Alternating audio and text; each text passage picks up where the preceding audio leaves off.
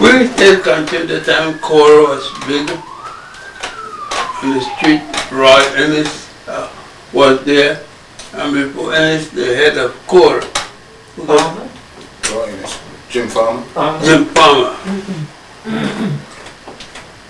We fought the streets and we walked the streets.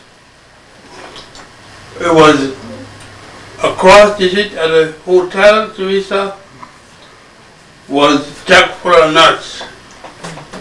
Downstairs. Yeah, and then there we start. And John and I said we got to get closer. We're going to have to fight one day. I said, John, don't say we got to fight and don't mean it. Because you don't mean it.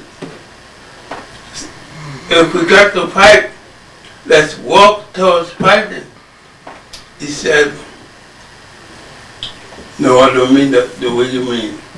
We got to intellectually fight these people. He said, how we going to do it?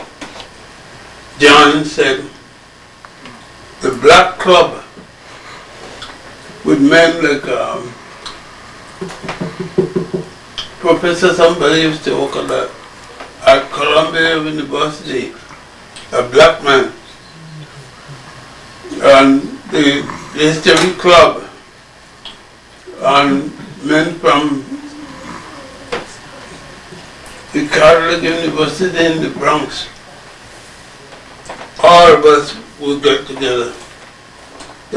One of them committed suicide. I know my mind isn't too good. We went and we walked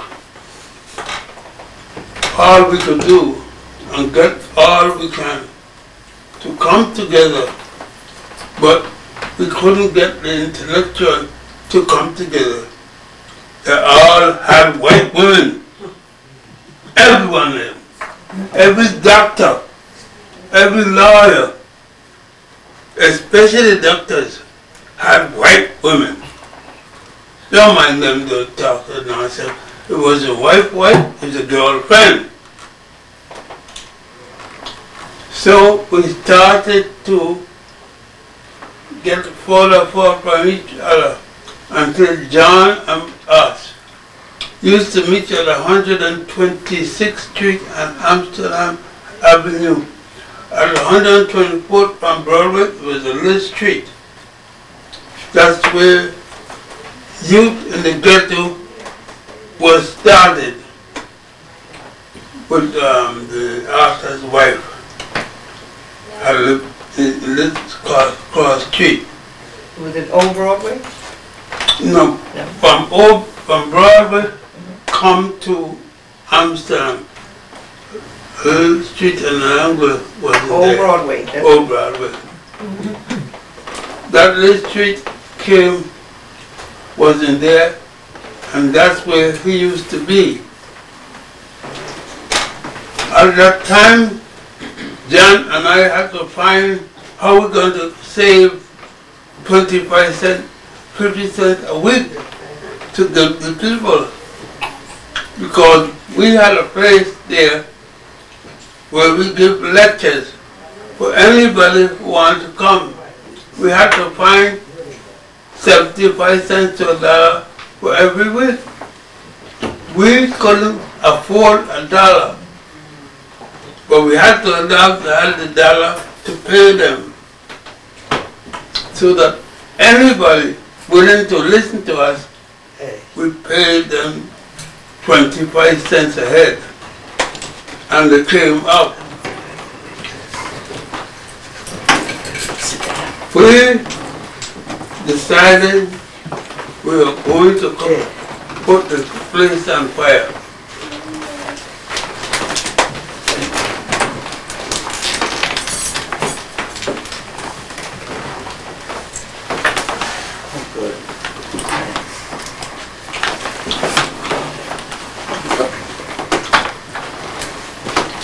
I knew that Jeffrey was going to be late. I knew it. No, I won't talk about you. I'm going to talk to you, you go. Yeah.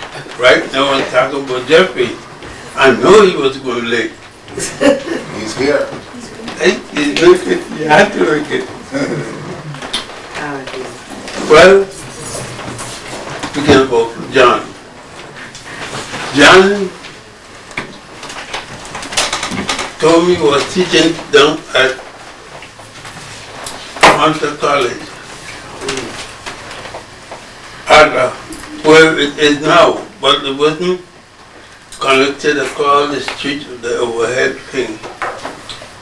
So I used to go down to Hunter College to see John, sometimes to take his class when he wanted something to do, and be there with different members of the class.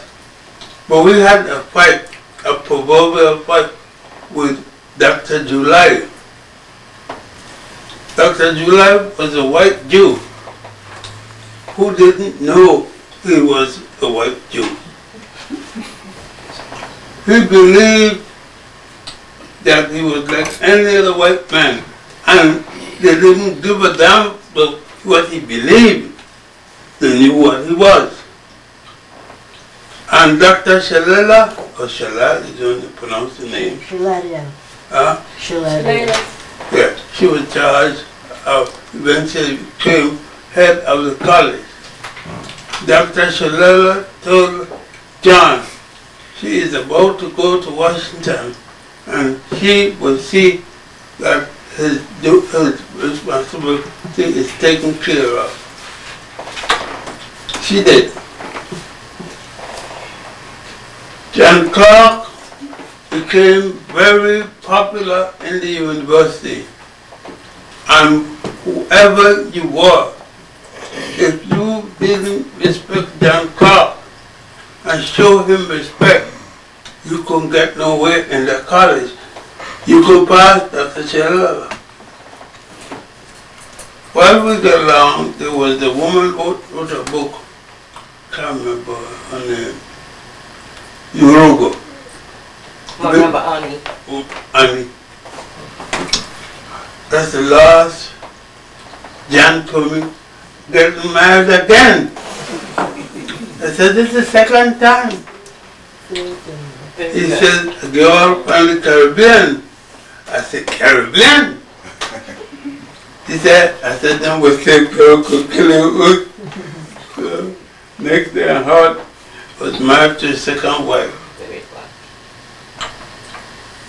I said, what it gonna do, John? He said, I don't have any children. I want children. I said, well, it's easy to have children.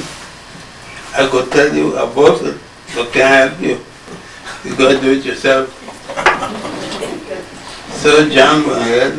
Next thing he told me was about to become a father. But he can't invite me to the house because his wife can't cook.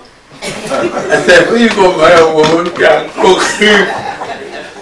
A man, the wife got to know to cook.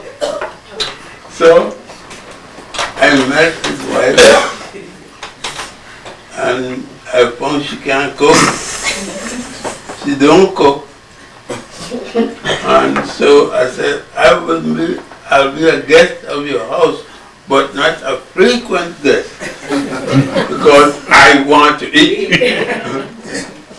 So I going to see John. The wife was formidable, but she didn't cook. So I didn't develop much of a acquaintance. But John, with Richard Moore, Keith Beard was a dark brother. I mean dark. And he was married to a white woman. I mean a white woman. Still is. Oh, he still is. Oh, those men stick to the woman. I didn't see, I didn't understand it. Richard Moore was married to Lodi Briggs. Lodi Briggs was Richard Briggs' sister, the big communist sister. So between